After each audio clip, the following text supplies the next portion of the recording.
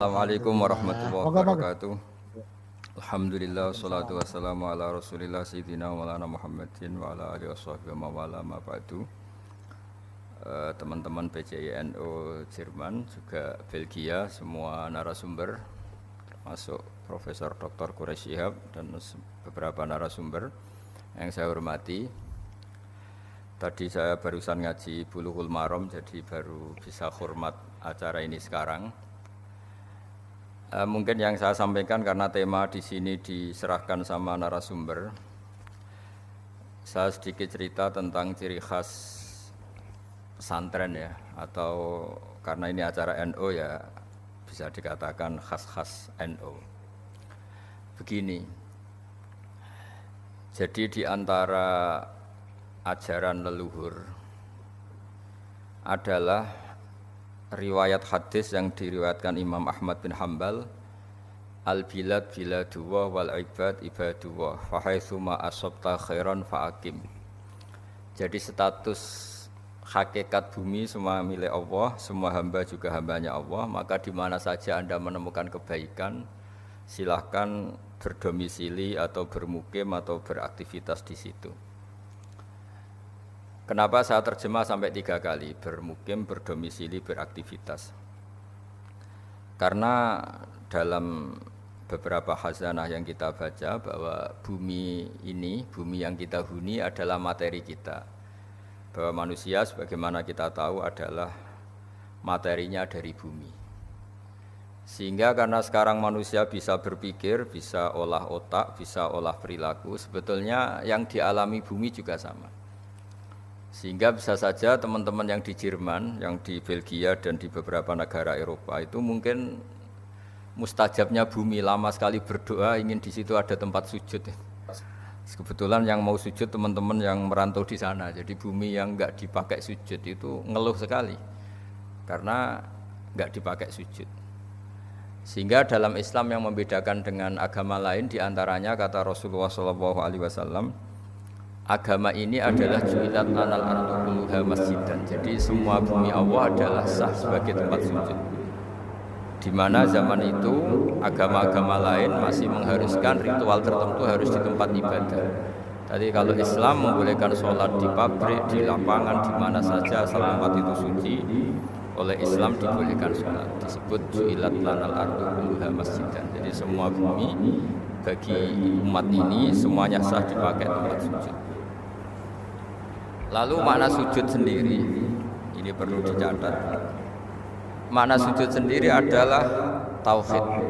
Jadi sujud itu kalau fisik adalah meletakkan anggota tujuh. Jadi kalau ahli fikih menekuni sujud itu apa? Watul jabhah, watul yadain, watul qadamain, watul badan, watul qadamain.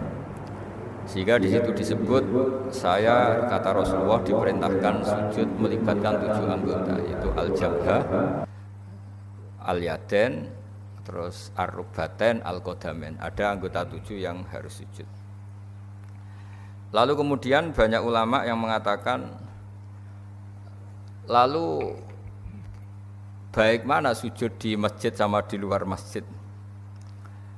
Biasanya ahli fikih menjawab al-fadilah al-muta'alliqah bidzatil ibadah, kualitas sujud itu sendiri, kualitas sholat itu sendiri, itu mengalahkan kualitas yang berkaitan dengan tempat dan waktu. Ini penting saya utarakan supaya kita kita nyaman, kita punya status, kita punya identitas di depan Allah Subhanahu wa Ta'ala. Pernah ada periode di mana Rasulullah itu enggak bisa sholat di Masjid Haram karena diembargo oleh kafir Quraisy yang zaman itu sebagai penguasa Masjid Haram. Justru Nabi yang kekasih Allah, orang terbaik, bisanya sholat itu di Aqobatu Mina, di Aqobah, di lereng-lereng gunung seputar Mekah. Tapi itu tidak akan mengalahkan orang kafir yang ritual di Masjid Haram zaman itu karena dengan cara yang salah.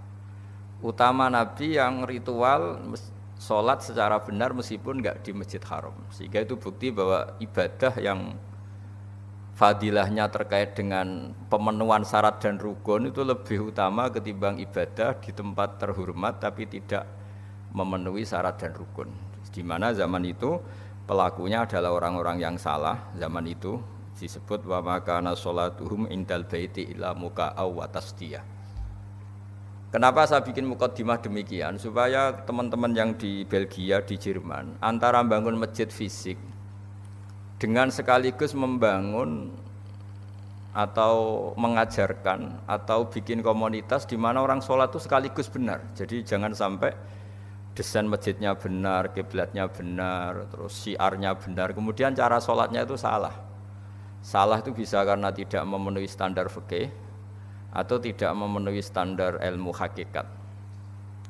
Sehingga saya di sini sebagai orang yang peneliti fikih, saya mohon semohon-mohonnya, andaikan ada anggaran bangun masjid itu misalnya 1 miliar, saya bayangkan itu ya angka yang sama, meskipun kita tidak ingin ustadz-ustadz itu matre, untuk biaya supaya orang sholat itu sekaligus benar. Tapi tidak harus bentuknya misalnya dikasihkan ustadznya atau mubaleknya atau pemandunya, tapi bahwa proses itu harus dibiayai. Meskipun alhamdulillah tanpa dibiayai panitia, orang-orang sudah berusaha benar dalam sholat lewat pelajaran dari beberapa kiai, beberapa guru. Saya beri contoh misalnya begini, saya sering ngeluh ya, ada masjid itu bagus, semuanya bagus, fasilitas fisiknya bagus, tapi dengan cara sholat yang salah. Mungkin akhirnya membingungkan kiai-kiai karena harus nyari kaul-kaul yang paling doif, yang paling lemah untuk mengesahkan cara sholat yang seperti itu, karena sholat yang standar gak diajarkan secara benar. Misalnya sujud tadi yang saya beri contoh, di beberapa kitab fikih misalnya meletakkan jabhah itu harus ma'atahamulin yasir, sedikit ditekan. Karena untuk sampai memastikan itu sujud, itu anggota 7 sedikit ditekan. Dan ditekan ini penting karena supaya keterikatan manusia dengan bumi, dan bumi ini penting juga jadi tempat sujud karena yang jadi saksi kita saat di akhirat. Sehingga banyak di kitab hadis diterangkan ada orang mau masuk neraka gara-gara banyak batu yang bersaksi itu dipakai sujud, kemudian orang itu enggak jadi masuk neraka. Nah tentu dengan asumsi sujudnya benar. Begitu juga bacaan-bacaannya, misalnya meskipun itu tidak syarat sah, dilatih subhana rabbiyal a'la bihamdi. Saat kita sujud benar-benar ikrar bahwa keagungan, kebesaran hanya milik Allah. Sehingga apapun kita jadi duta besar, dosen atau kiai besar, di depan Allah itu tidak siapa-siapa. Kita benar-benar merunduk, di depan Allah kita tidak siapa-siapa. Kita yang kiai pun bisa masuk neraka, kita yang dokter pun bisa masuk neraka, kita yang hebat pun bisa terlantar suatu saat, setiap saat. Nah barokahnya sujud ini orang akan ikrar kelemahannya dan hanya ngakui kebesaran Allah Subhanahu wa taala. Ketika mental ini nyata-nyata dihayati, maka di luar sholat dia akan berperilaku tawadhu, simpatik, sehingga keberhadiran dia rahmatan lil alamin. Jangan sampai kemudian masjid dibikin mewah, kemudian cari imam yang bacaannya paling bagus, lama-lama nyari yang paling populer, yang juara nasional, terus ukurannya begitu terus, lama-lama nyari yang penampilannya bagus, sholatnya harus seragam, terus ketika sholat harus begini, dan semuanya itu fisik. Jadi saya ngapresiasi semua pembangunan masjid fisik, tapi saya mohon semohon-mohonnya kaifiatul ibadah bistifai syurutiha wa arkaniha, ya, cara-cara beribadah dengan memenuhi syarat dan rukun harus terpenuhi. Sehingga dulu zaman Nabi itu masjid itu sederhana, tapi Nabi itu luar biasa ngajari sholat, sampai beliau meraktekkan sendiri. Ketika ada seorang Arabi, seorang kampung datang, ya Rasulullah bagaimana saya sholat? Kamu silahkan nginap di sini 3 hari, kemudian terus melihat saya sholat. Terus Nabi terakhir ngendikan, Shollu kama ra'aitumuni usolli, kamu silahkan sholat sebagaimana kamu melihat saya sholat. Dan ada lagi yang dilatih Nabi, sholatnya salah kemudian disuruh ngulang lagi. Idza shallaita fakabbir, kalau kamu sholat takbirnya begini, baca Fatihahnya gini, rukuk begini, i'tidal begini sampai selesai. Sehingga saya harapkan dari ibadah yang benar ini, kemudian teman-teman yang ditakdir waktu sholat masih di kampus atau di tempat kerja atau pas waktu sholat masih di mana saja, itu kualitas sholat itu kualitas yang utama, karena fadilahnya, keutamanya al-muta'alliqah bidatil ibadah. Memang kualitas sholatnya itu yang bagus. Jadi saya ulang lagi, kualitas sholatnya yang bagus sehingga memenuhi keinginan Nabi ju'ilat lanal ardu kulluha masjid, dan semua bumi Allah ini dijadikan Allah sebagai tempat sujud. Sehingga ketika kita benar-benar sujud dengan makna yang sebenarnya, maka sholat ini benar-benar nanti tanha anil fahsya'i wal munkar. Apalagi kalau sujud kita sampai nganggep itu nikmat terbaik. Saya berkali-kali bilang, suatu saat ketika kita di akhirat dan kehidupan kita difilmkan ulang oleh Allah Ta'ala, disyuting ulang oleh Allah Ta'ala, dan kita menyaksikan mungkin kita sedang di kafe, mungkin kita sedang guyon, sedang tidur, sedang sepak bola, pasti paling kita tidak malu ketika itu diulang ketika kita sujud. Sehingga cerita-cerita di mahsyar, cerita-cerita orang ditahan di mahsyar, itu kata Rasulullah SAW, ketika umatku ada yang banyak masuk neraka, itu yang enggak dimakan oleh api neraka itu adalah tempat-tempat sujud. Wa innan nara lam takul athara sujud. Api tidak akan membakar fisik atau anggota tubuh yang dulu di dunia dipakai sujud. Kenapa saya menitik beratkan ini? Supaya kita kalau baca Quran, ya kita tadi menerangkan banyak Quran, misalnya wasjud waqtarib, kalau sudah berani sujud ya harus sampai dekat Allah. Sehingga ini penting supaya kita hidup di perantauan tetap bahagia karena ditakdir sujud. Kita jadi orang kaya tetap bahagia karena sujud. Jadi orang miskin bahagia karena sujud. Jadi siapapun kita bahagia karena sujud. Karena hakikat saat kita ketemu Allah, itu kita nanti tidak dengan status kiai besar, profesor, doktor, atau dengan jabatan-jabatan duniawi, tapi kita hanya sebagai jabatan atau status yang permanen.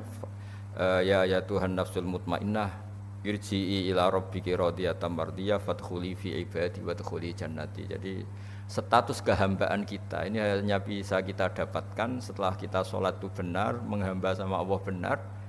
Setelah status kehambaan ini benar, baru ada wadkhuli jannati. Jadi fadkhuli fi ibadi, masuklah berstatus sebagai hambaku. Baru wadkhuli jannati, kamu boleh masuk surgaku. Sehingga tadi enggak perlu pembiayaan kaifiyah atau pembiayaan guru-guru untuk melatih sujud. Saya pikir itu tidak penting karena masih banyak orang ikhlas yang mengajarkan sujud yang benar, sholat yang benar. Tapi saya mohon di masjid-masjid di Eropa juga harus ada kitab takrib, kitab mahali. Karena kalau takrib saja resikonya itu kalau ada satu perilaku ibadah masyarakat kita yang menurut kitab takrib itu tidak sah. Padahal nanti kalau dicari referensi di kitab yang lebih besar mungkin ada pembenarannya. Dan barokahnya kitab-kitab besar itu mungkin misalnya yang ditakdir kunut, yang mungkin kita tahu itu mazhab Syafi'i, yang mungkin ada tamu dari Arab Saudi atau di mana yang pas jamaah di kita tidak kunut, kita tahu itu mazhab Hanafi, sehingga cara pandang kita terhadap lintas mazhab itu lebih luas. Masyhur itu Said Muhammad dan beberapa ulama sering ngendikan li'annal insana kullamat tasa'a fikruh qalla inkaruhu 'alan nas. Karena manusia ketika bacanya banyak, baca referensinya banyak, maka tidak gampang ingkar, ya, tidak gampang menyalahkan orang lain. Kenapa baca banyak ini penting? Karena apalagi teman-teman yang hidup di Eropa itu kan komunitasnya besar, dan wong kita di haji saja melihat cara ibadah macam-macam, dengan cara yang macam-macam, dan sebagian ya memang karena madhab, bukan karena kesalahan. Kalau karena kesalahan memang ya didis, ya memang salah. Memang sebagian itu karena madhab. Misalnya kita pas kecil sampai besar, keyakinan kita megang perempuan itu yang ajnabiyah itu batal. Tapi guru-guru kita khusus pas tawaf diminta intikal mazhab, mengikuti mazhab. Kalau bersentuhan dengan perempuan tidak batal, karena agak kebayang kalau setiap bersentuhan dengan perempuan kemudian kita harus wudu lagi, harus memperbarui tawaf lagi misalnya. Kemudian yang terakhir, ini memang saya tidak akan cerita masjid, tapi cerita kualitas aktivitas di masjid. Saya bawa kitab Sahih Muslim, di mana tradisi pesantren atau tradisi NU itu sering tahlilan, sering baca tasbih bareng, baca tahlil bareng. Ini juga penting karena disebut al-baqiyatus sholihat. Baqiyat itu satu kalimat yang abadi, sholihat itu yang layak. Saat nanti di akhirat itu kita tidak siapa-siapa. Yang tetap sebagai aktor, sebagai al-fa'ilul mukhtar itu hanya Allah Subhanahu wa taala. Sehingga kita dilatih mulai kecil sampai sekarang disuruh ikut tahlil, ikut baca tasbih subhanallah bihamdi atau subhanallahil azim, maha suci Allah, maha besar Allah. Karena itu kalimat yang abadi.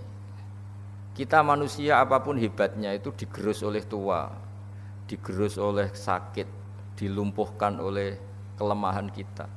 Yang hakikat abadi itu ya Allahu Akbar. Kita tidak pernah besar abadi. Sehingga ketika kita nanti di akhirat, yang al-baqiyatus sholihat itu bukan kita tetap orang yang kulluman 'alaiha fani wa yabqa wajhu rabbika dzul jalali wal ikram. Orang yang rusak, orang yang rentan, orang yang profan. Yang abadi itu Allah. Sehingga kita dilatih tahlil Allahu Akbar kabira walhamdulillahi katsira. Ini disebut al-baqiyatus sholihat. Karena nanti kamu di akhirat, kalimat-kalimat yang kita utarakan di dunia itu semuanya tidak ada gunanya kecuali kalimat-kalimat yang memuji Allah Subhanahu wa taala. Sehingga dalam sebuah hadis disebut secara jelas ad-dunya mal'unatun mal'unun ma fiha illa zikrullah wa ma walahu au aliman au muta'alliman. Kalimat-kalimat yang di dunia yang sering kita baca itu mungkin mudah hilang. Yang enggak mudah hilang adalah kalimat-kalimat yang terkait memuji Allah Subhanahu wa taala. Saya sering ditanya sama beberapa orang, ini mungkin statement terakhir saya. Gus, kenapa banyak negara Eropa yang negaranya lebih tertib sehingga kita lebih nyaman karena sistem negaranya bagus, hak asasi manusia terjamin, kemakmuran rakyatnya terjamin. Terus saya bilang Islam tidak akan pernah melarang orang belajar dari negara manapun, tapi yang jelas pesan saya kamu harus ingat Allah dulu. Sistem itu bisa bagus karena ada bumi yang disediakan Allah. Orang bisa hidup karena ada oksigen yang diciptakan Allah. Orang bisa bertahan hidup karena ada air yang diciptakan Allah. Sehingga apapun baiknya sistem negara manapun, tetap nomor satu itu karena jasanya Allah, bukan yang lain. Meskipun Islam mengharuskan orang berterima kasih sama sistem sosial yang baik, tapi tetap nomor satu itu tentang jasa kamu sama Allah. Dan itu juga yang diajarkan guru-guru kita. Kalau kita baca surat Waqiah, kata Allah Ta'ala, ketika kamu menanam benih di bumi, apakah kamu yang menghidupkan? Kita kan paling nanam saja jagung, habis itu kita tinggal. Kata Allah Ta'ala, apa kamu yang menghidupkan jagung itu? Kata Allah, saya yang menghidupkan. Law nasya'u, kalau saya mau, tak hancurkan. Ketika kamu minum air, a'antum anzaltumuhu minal muzni am nahnul munsilun. Jadi itu terus diulang-ulang oleh Allah. Ketika kamu nyaman di bumi, pakai mobil mewah nyaman, punya istri cantik nyaman, punya jabatan nyaman, kata Allah, sekali saya mau, kata Allah, a'amintum man fis sama ayyakhsifa bikumul ardo fa idza hiya tamur. Kamu bisa nyaman karena bumi tidak saya goyang, tidak saya bikin gempa. Sehingga dengan berpikir seperti itu, apapun yang kita alami sekarang, misalnya kita bisa makan enak, bisa tidur nyenyak, karena bumi enggak digoyang Allah, langit tidak menjatuhkan meteor, langit tidak guncang. Sehingga itu terus yang dilatih, a'amintum man fis sama yakhsifa bikumul ardo fa idza hiya tamur. A'amintum man fis sama ayursila alaikum hasiba fasta'lamuna kaifa nazir. Ketika punya air, kita juga tidak bisa menjaga eksistensi air sampai sekarang. Yang bisa jaga hanya Allah. Allah juga yang memperingatkan kita, kul ara'aitum in asbaha ma'ukum khauran fama ya'tikum bima'in ma'in. Coba kalau air itu tak ambil, kata Allah, kamu bisa apa? Nah, saya berharap dari ngaji saya yang singkat ini, memang ini sudah malam ya, jadi ini saatnya para kiai ya, para ulama mungkin saatnya munajat sama Allah, dan ini kebenaran saya bisa menyampaikan ini. Sehingga saya berharap dengan pikiran dan nurani seperti ini, teman-teman yang hidup di Jerman, di Belgia tetap nyaman, karena hakikatnya al-bilad biladullah wal ibad ibadullah fa haitsu ma asabta khairan fa aqim. Sebetulnya hakikat hidup itu ya seperti itu. Manusia yang dimanapun ya hamba Allah, bumi yang Anda tempati dimanapun ya bumi Allah. Maka di mana saja kamu menemukan kebaikan fa aqim, maka silakan beraktivitas di situ atau menempat di situ atau berdomisili di situ. Mohon maaf karena saya tidak bisa lama-lama karena di sini juga sudah malam. Tadi saya juga habis ngaji dengan banyak santri. Mohon maaf atas semua, dan saya ikut mengapresiasi semua aktivitas keislaman di sana yang disebut mudarosah keislaman atau tadarus keislaman. Tapi saya mohon selain bangunan-bangunan fisik, bangunan-bangunan mental atau rohani juga diajarkan, sehingga jangan hanya masjidnya yang bagus, tempat wudhunya yang bagus, tapi juga sholatnya yang bagus. Caranya diajarkan sholat-sholat yang benar dan baik, juga khazanah-khazanah yang agak luas, supaya nanti kalau ada bersinggungan dengan mazhab yang macam-macam, kita tidak mudah panik, tidak mudah mengklaim, tapi selama itu ada dalam khazanah-khazanah ulama kita, harus kita benarkan. Baru kalau benar-benar tidak ada khazanahnya, mungkin baru kita menvonis itu sesat atau salah.